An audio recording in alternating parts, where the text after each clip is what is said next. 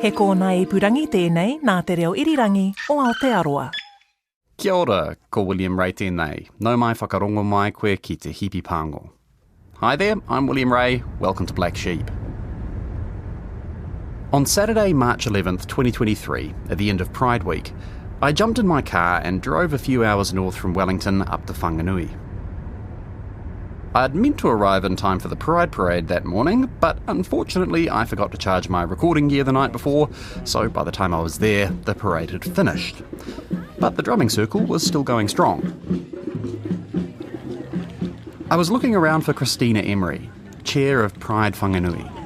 Kia ora. Oh, hey. Hi, are you Christina? Christina. Hi, I'm William. Nice to meet you. Nice to meet you. Yeah. You've got fantastic Oh my weather God. today. Stunning. It's amazing. We even got like the best little rain shower to cool everybody down halfway through. It was amazing. I'm so annoyed because this thing, it turned out it was out of...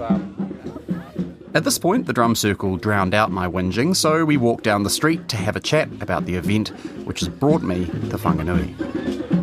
The Mackay tours happening this afternoon are just going to be absolutely incredible. Of course, Charles Mackay, the walks this afternoon are to honour his legacy. I think it's really important for everybody to remember where we've come from. Charles Mackay is the man who brought me to Whanganui, and the tour is at his old office, 27 Ridgeway Street. Okay, here's Ridgeway Street, just on the corner of the courthouse. Walking down Ridgeway, you can tell this is an old part of town. Lots of big Edwardian brick buildings. There's a sign in front of the place I'm looking for. Okay, Meteor Office Products Depot, which is I believe what it's called now. Let's go see who's here. Hello? Oh! I don't know if you could hear that, but there were a few people on the other side of the road who yelled at me that the tour hadn't started yet, and I should come hang out with them in the shade of a few big trees. While I was standing there, chatting, waiting for the tour, I imagine what it would have been like to be sitting in this spot 103 years earlier, on Saturday, May 15th, 1920. Back in those days, Ridgeway Street was the main thoroughfare for Whanganui, and the town itself was a very busy place. There aren't many motor cars, but bikes whiz up and down the road and electric trams rattle their way from Castle Cliff to Aramoho and back. 3 men are walking along the footpath. An engineer named Colin Cameron, his father, George Cameron, and a labourer, Sydney Sykes. There's a bang, a bit muffled, but maybe enough to make them look up in surprise. A few seconds later, a wooden chair flies through the top-storey window. A young man appears in the window, framed by shards of glass. Help! They've been shot! Suddenly, an older man appears behind him. He grabs the young man and pulls him out of view. There's yelling, sounds of a struggle, then... The men dash forward, yank open the door, run up the stairs. A door at the top of the stairs bursts open and the young man they'd seen in the window staggers out. His eyes are wild. There's blood coming from a wound in his chest. A revolver is in his hand. Mr. Mackay has shot me. Get a car and take me to a doctor. As he's speaking, a man in his 40s with a receding hairline and a bushy moustache rushes through the door behind the wounded man. I accidentally shot him while I was demonstrating an automatic revolver. The young man's eyes flutter. He stumbles. The bystanders grab him. They help him down to the street and lay him on the footpath. Mr. Mackay hovers anxiously nearby. George Cameron whips out a notebook. He takes down the young man's name. My name is Walter Darcy Creswell. I am dying. I feel I am going. Give my love to my mother. Sydney Sykes, the labourer, speaks up. If you think you're dying, you'd better tell us all you know. I discovered a scandal and Mr. Mackay shot me. I accidentally shot him while showing him the revolver. It was not an accident. I was shot. With that, Creswell's eyes roll back into his head. He slumps, still breathing but unconscious. The three bystanders looked down at the young man, then at each other, then at the accused shooter, Mr. Mackay. They must have known who he was the moment they saw him. He was easily the most famous person in town.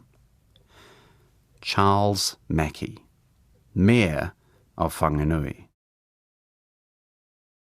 By this point, you've probably put two and two together and understood why this tour of Mackay's old office is happening on Pride Week.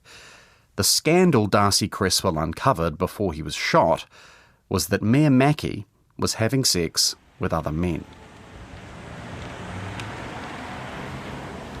After a few minutes, our tour groups waved over the street.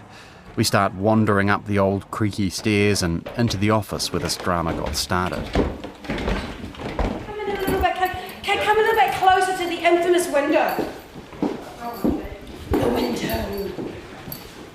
We could have done really excellent. We've got a chair and everyone had to go chucking it out. This is Lisa Rewiti, by the way. She's an educator for the Whanganui Regional Museum and a master storyteller. So we're here today to talk about our probably most famous mayor. Our mayor was mayor in Whanganui up until 1920, and he'd actually been mayor on and off for about 12 years. So he'd been re-elected about... I'm going to fade down Lisa here because as awesome as a storyteller as she was, this is my podcast and I'm not going to have her spoiling all the juicy details too early on. The story of Charles Mackay is fascinating. There are so many mysteries to dig into. Like, how did Cresswell discover this scandalous fact about Mackay? Was he acting alone or was there some wider scheme? And there's the broader question his story throws up. What was it like to be someone like Mackay, a queer man living in 1920s New Zealand? How did New Zealanders respond to the outing of such a famous person? And how do we think about the story today? And why was Charles Mackay systematically erased from the history of Whanganui? They took all knowledge of him away.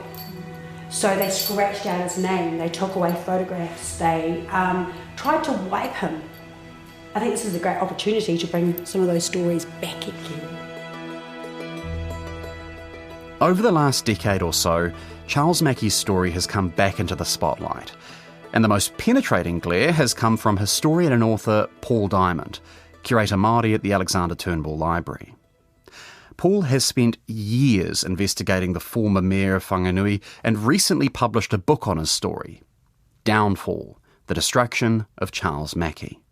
12 years is a long time to spend researching any sort of single event or person. There must have been something which really hooked you. 18 years. Oh, really? I guess it intrigued me, this story, because there were so many gaps in it.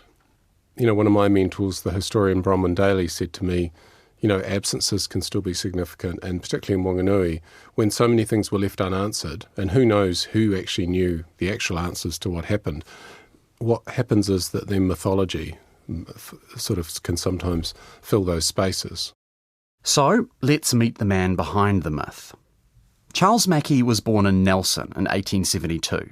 His dad was a school principal, first at Nelson College, then at Wellington College, and Charles Mackay himself was a star student. Quite a polymath, I think. You know, he was good at lots of things, very academic. You know, he was Dux. We know he played rugby. There's a photo of him in the first 15 at Wellington College. So remarkably clever, and then went and did a degree at Canterbury University, and then he went teaching at King's College, so another one of those traditional schools in Auckland. But then he went farming to Midhurst in Taranaki, where his father had retired. Midhurst is a little place almost directly east of Mount Taranaki. In 1900, it was home to a big sawmill and dairy factory, but Charles Mackay didn't take to farming or forestry. Instead, he trained as a lawyer, working at a firm run by William Malone, the same Malone who would die at Gallipoli in 1915, leading the famous doomed assault on Chinook Bear. But once he got his grounding in law, Mackay didn't stick around in Midhurst. people have said, Mackay spotted that the town down the road was booming and that was a good place to base yourself if you were a lawyer, and that's what he did. That place down the road was Whanganui. And honestly, the town is almost as much a character in the story as Mackay himself. Whanganui is one of the early New Zealand company settlements. When the company turned up in 1840, local Māori gave settlers permission to live near the river mouth, and it quickly became a hub for trade with hapu along the lower reaches of the river, especially Ngāti Tūpoho, Ngāti Tūmango, and Ngā Pairangi. The town was originally called Peter before being renamed Whanganui in 1854. The name's since been corrected to Whanganui, and that's the pronunciation we're using in this podcast, although Pākehā at the time would have spelled it without the H. By the end of the 19th century, a combination of war, confiscation and the native land court had stripped all but a few fragments of the surrounding land from Māori and handed it to Pākehā colonists. And like Paul Diamond says, by the time Charles Mackay turned up in the early 20th century, Whanganui was booming. The invention of refrigerated shipping, mechanical shearing machines and synthetic fertilisers, plus high overseas demand, equalled a lot more business in the Whanganui port.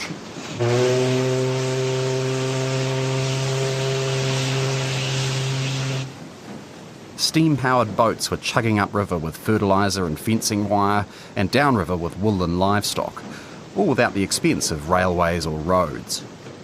Between 1909 and 1928, trade at the port would more than double, and the population of Whanganui would more than triple. In 1924, Whanganui would graduate from a town to a city, the fifth largest city in the country. And the person who would lead Whanganui through many of these boom years was our man, Charles Mackay. Like Paul Diamond said, Mackay started out in Whanganui as a lawyer. He made a name for himself as a guy who would take any case, no matter how hopeless. He seems to have had an interest in unfortunate people, which I guess is what you do if you're a defence lawyer. You have to have empathy and be able to identify with people who've had a hard time. The other thing that you read about him is that he could just talk. He seemed quite indefatigable, really. He was obviously a very good speaker. There's lots of photos in newspapers of him addressing big crowds and things, but it did sound like in court cases he would just talk and talk and talk until the judge was sick of him. With that kind of background, he does seem a little bit born to get into politics, and he becomes mayor at a really young age. I imagine for that time even it'd be unusual to become mayor at 31. And if you look at the people who'd been in politics in Whanganui, they were sort of business people. They were a bit older than him. So I did wonder if he was the first New Zealand-born mayor. I don't think he was, but he certainly, as you say, was very young. And we're more used to that now, but until relatively recently, that would have been a bit unusual to be mayor of a town that was just on the rise. It was like a meteoric rise, Whanganui, in that time at 31. But perhaps he represented things that the town kind of identified with and liked to be seen. People talk about him, dressing and behaving to the manner born. You see photos of him wearing top hats and tails, and this is little old Whanganui. I mean, he looked quite impressive. That's one of the things a mayor has to do. They have to project a sense of the city that they represent to the rest of the country, to the rest of the world. The sense of importance they felt in that town and having a presence in the country. With increasing trade and a rising population, the town desperately needed more and better infrastructure. One of the first major projects Mayor Charles Mackay tackled was building a network of electric trams for public transport. He was just about the only person who thought electric trams were a good idea, and Mr Hattrick, a former mayor, had gone to London and Paris and looked at these steam trams, which then were what people were using, and said, well, if it's good enough for London and Paris, it's good enough for Whanganui. But Charles Mackay said, no, we should have electric trams, which turned out to be really prescient because that was how everything was going in terms of the technology. I don't know how Mackay knew that, but he pushed that through, and apparently he was out on a limb. It was a risky bet, but it paid off big time. Even now, if you drive from Aramoho to Castlecliff, it's a heck of a long way. I'm always amazed how long it takes to get right through Castlecliff. So it would have been a revolutionary thing. And the electric trams were just the beginning. Mayor Mackay authorised port expansion, warehouse construction. He improved the town's roads, water supply, fire services. He was instrumental in getting the Dublin Street Bridge built. It was officially opened in 1914. Charles Mackay wasn't the mayor at that point. He lost the mayoral race in 1913, but would win again in 1915. And of course, by that point, New Zealand had entered the nightmare of the First World War. In 4 years, the war would kill 18,000 New Zealanders and leave tens of thousands more with lifelong scars, physical and psychological.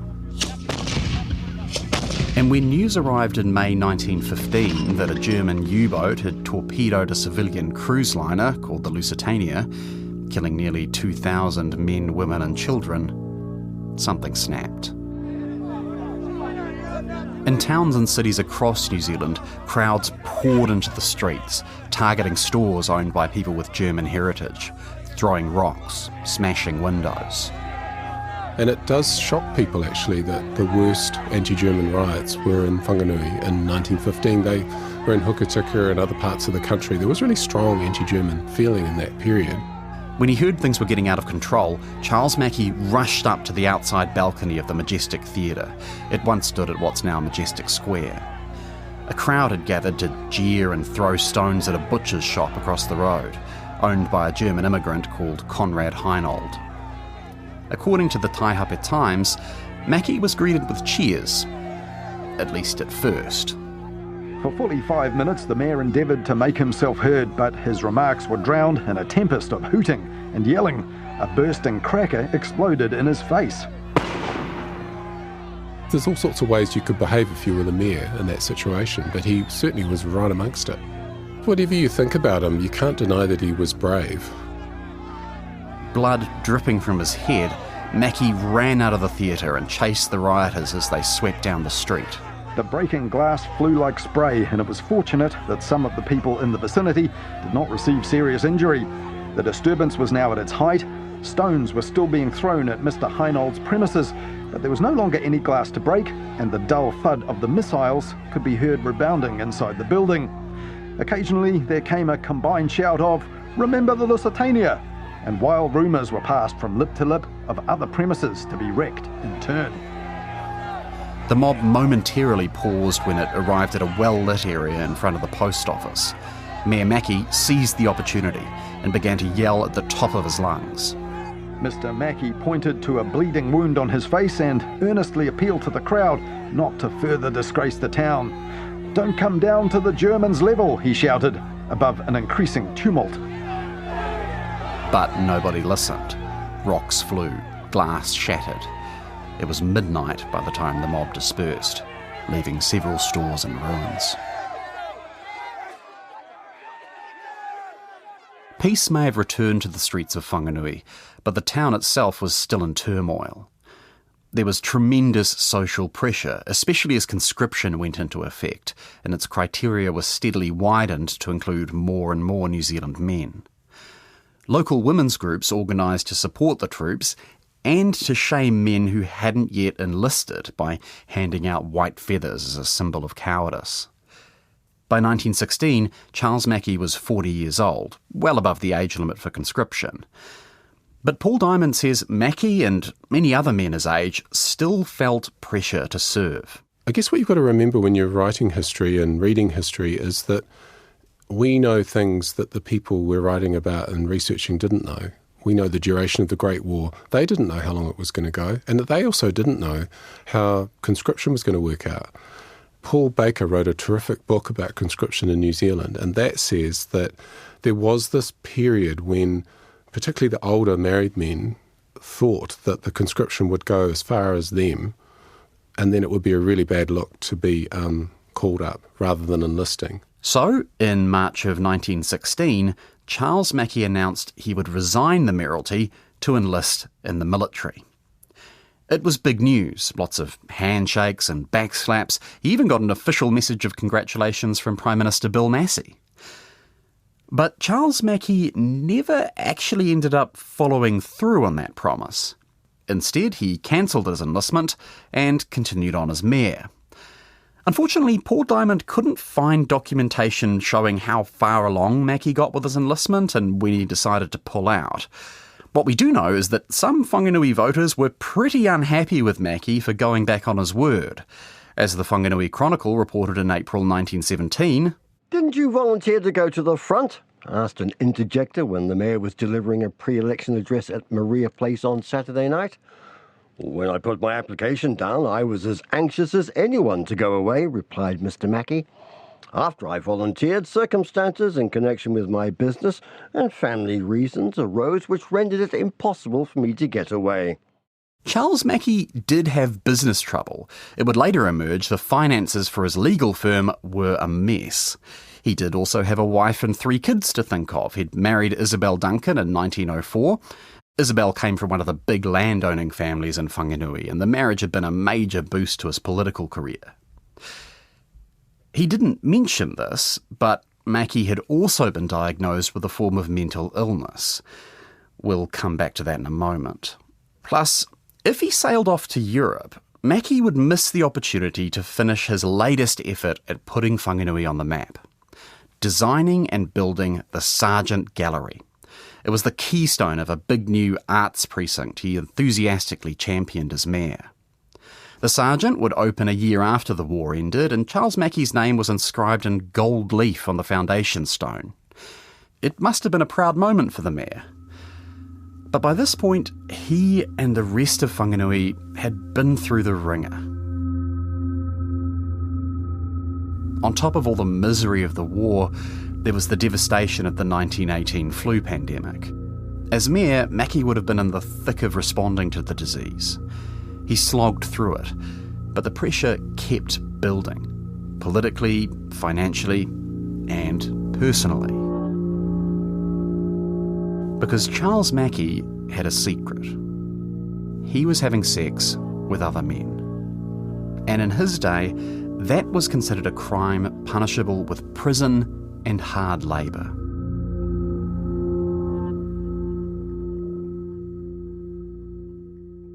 The history of LGBTQ+ people in 19th and early 20th century New Zealand is a tricky thing to talk about precisely because it was mostly kept secret. Chris Brickell is a history professor at Otago University who spent his career trying to build a picture of New Zealand's queer history, especially the history of gay and bisexual men. It is a difficult thing to do, but that makes it more fun in a way. Playing detective and that sort of thing. Playing detective, yeah. Because you really are often having to find little wee pieces of evidence and put them together. It's a fun history to do, but it's a history that takes a long time to actually build up the bigger picture. Professor Brickell says one of the important things to wrap your head around when studying this history is that queer identity simply didn't exist in the same way back in the 19th and early 20th century as it does now. Even the term homosexual could have a huge variety of meanings based on who you talk to. And in New Zealand, some people thought homosexuality was sex between an adult man and an adolescent boy, and this is what defined homosexuality to them. So there have been different definitions of homosexuality, or those alternative terms like inversion, which Alice popularised at the start of the 20th century. We talked about this old idea of gender inversion in a previous episode of Black Sheep about Eric Mario. It meant that men who had sex with men were perceived as sort of spiritually and mentally female, and vice versa for women who had sex with other women. For example, the 19th century German psychiatrist Richard von Krafft-Ebing described female sexual inversion as, quote, the masculine soul heaving in the female bosom. So the world that Mackay lived in was not quite the world of the kind of taxonomies around sexuality that we live in today. The other thing to keep in mind is that while queer people were persecuted in 19th and 20th century New Zealand, there could also be a surprising degree of openness and tolerance. For example, there were an awful lot of 19th century men who had sex with other men while working out in the bush or on goldfields. The attitude seemed to be that in these isolated, all-male environments, it was okay for men to have sex with each other casually, and sometimes more serious relationships might develop. But over time, attitudes hardened. One of the things that many historians agree on is that the emergence of the middle class in New Zealand and elsewhere in the late 19th century, particularly the urban middle class, gave rise to two contradictory things. It gave rise to a new kind of morality and a new moralism, which James Belich, the historian, calls the Great Tightening.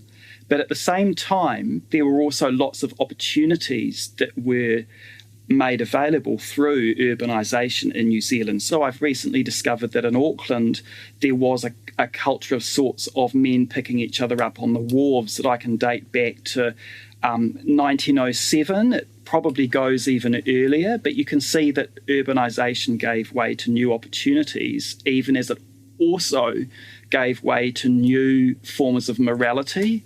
And this is perhaps the world, or the ideological world, that Mackay ended up tangled up in 1920. The same year the war broke out, in 1914, Charles Mackay went to a kind of new agey doctor. In some newspapers he's described as a metaphysician and a hypnotist. He said Mackay was suffering from, quote, homosexual monomania, which was a fancy way of saying Mackay had a mental illness which caused his attraction to other men.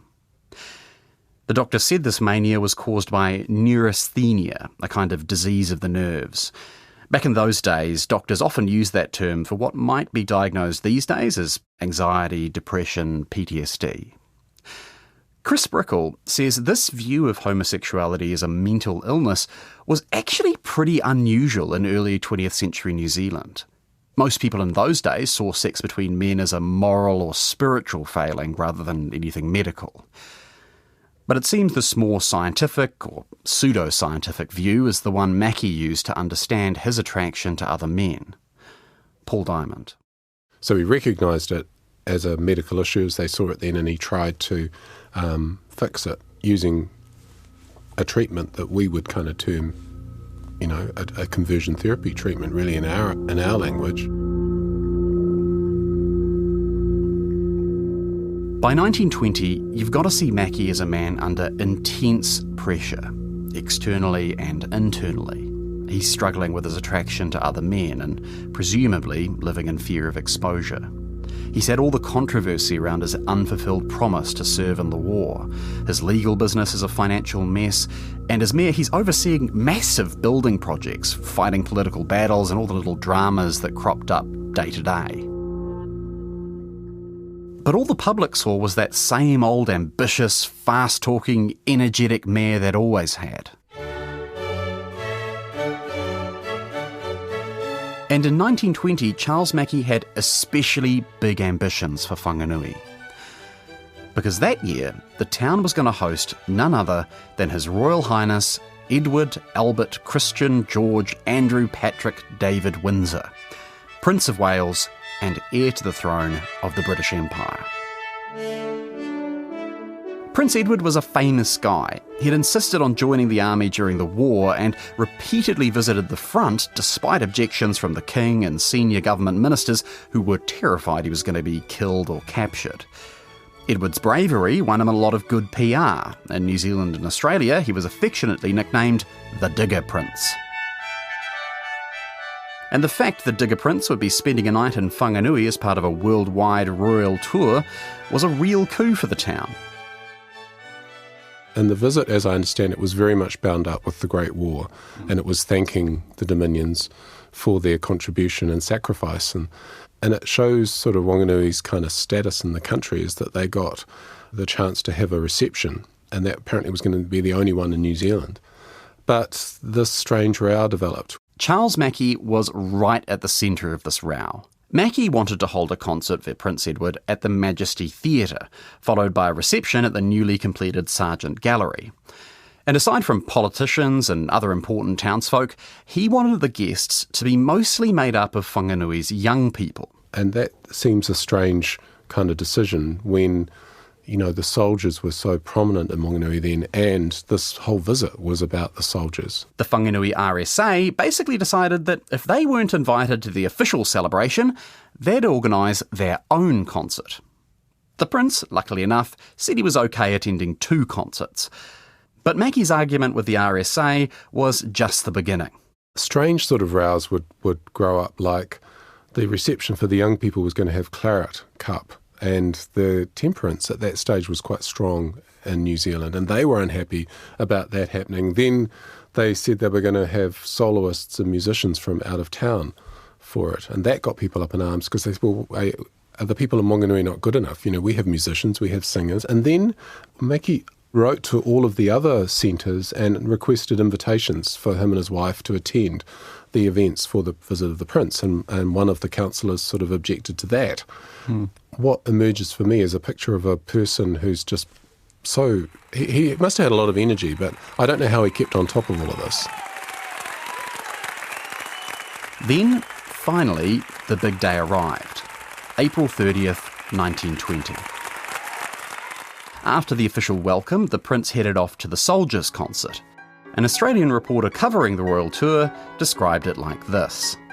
The concert given by the returned soldiers at the Opera House drew a crowded house, but it was not an artistic success. A scene was set representing an oasis in the desert. Several performers, dressed as Arabs, sang old ballads, such as Bedouin love songs, introduced personalities and made jokes about beer. Also, there was some poor dancing.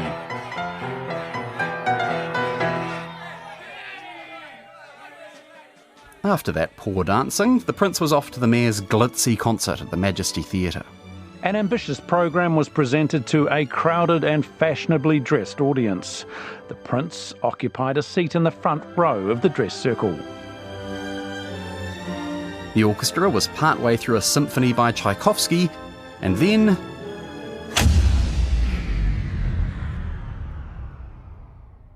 all the lights went out.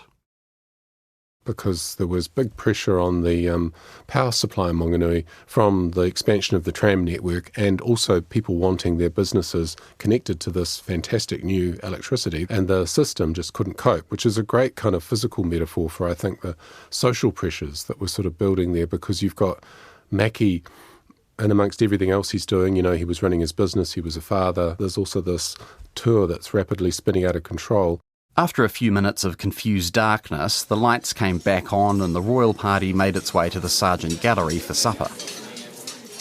The Prince didn't stick around though. As soon as he finished eating, he ditched the Mayor's reception to go drink with the returned soldiers.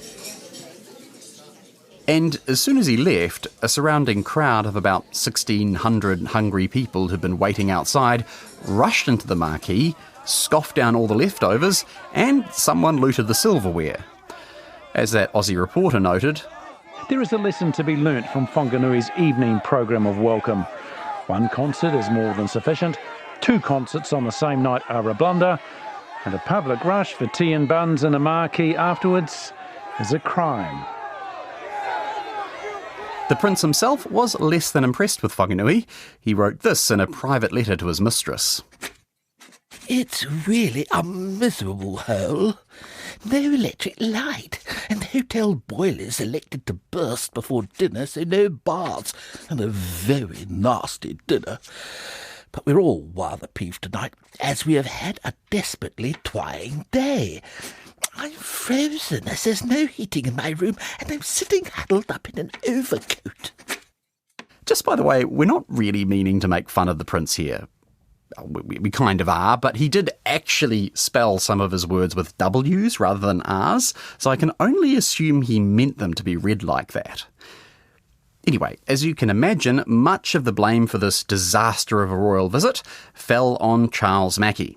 He was the mayor. The buck stopped with him. And there's a sense of shame being brought on the town, and it must have been pretty uncomfortable for them to, you know, have had this coup of having these receptions, and then it just turned into such a mess. You know, it was reported in all these big Australian papers. Papers all across Australia have it as well, not just the New Zealand papers.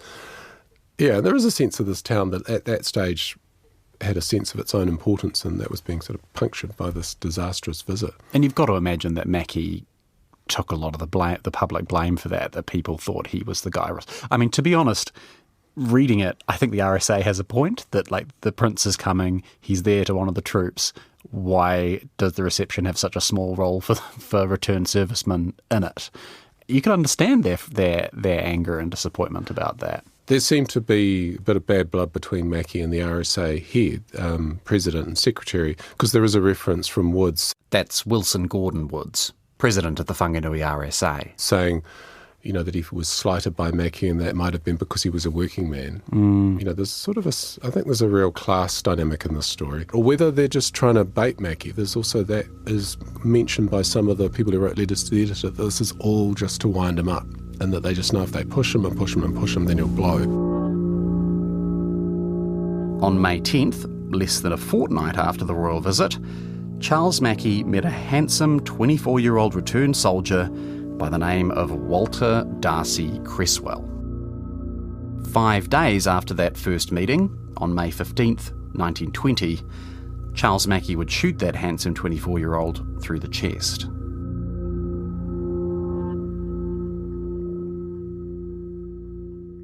What happened in those 5 days is extremely mysterious. We only get one side of the story, the one laid out by the victim. Because, yes, despite what Cresswell thought were his dying words as he lay on the footpath outside Mackay's office, he survived. Cresswell got lucky. Mackay shot him through the right side of the chest, not the left, so the bullet went through his lung and lodged in his back without hitting his heart. He rapidly improved, and within days he was well enough to give a 3-page statement to the police explaining what happened. Basically, Cresswell says he discovered Mackay was having sex with other men and threatened to expose him unless he resigned as mayor. Mackay became increasingly desperate, pleading with Cresswell, threatening to commit suicide, and then, finally, trying to kill his 24-year-old blackmailer.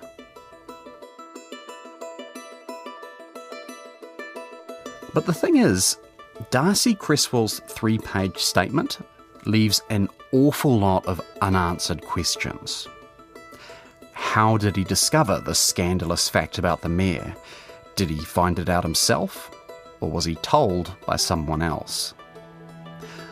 Why did he take it on himself to blackmail Mackay into resigning? Why not go to the police or the newspapers? Plus, there's an extra thing you should know. Darcy Cresswell was himself homosexual. He would more or less come out publicly a few years later.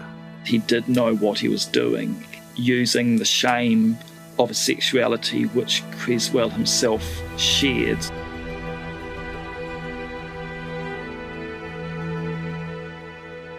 So, what the hell happened here?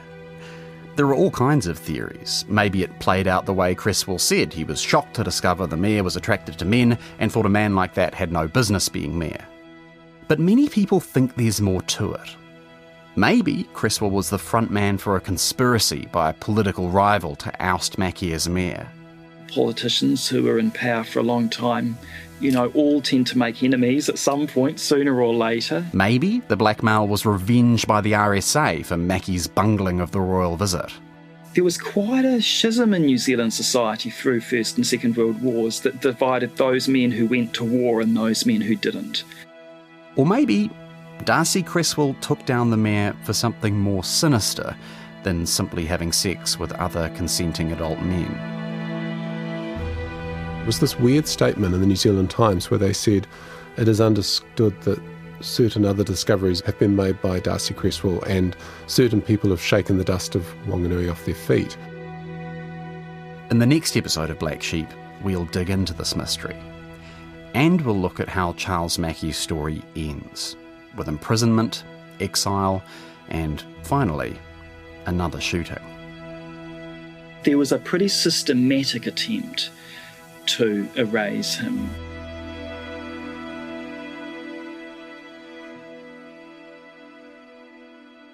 Very special thanks this episode to Paul Diamond. His book is Downfall, The Destruction of Charles Mackay, published by Massey University Press. Big thanks also to Professor Chris Brickle. He's written a bunch of excellent history books, including Mates and Lovers, A History of Gay New Zealand. If you enjoyed this podcast, make sure to follow or subscribe on Apple Podcasts, Spotify, Stitcher, or whatever other podcasting app you use.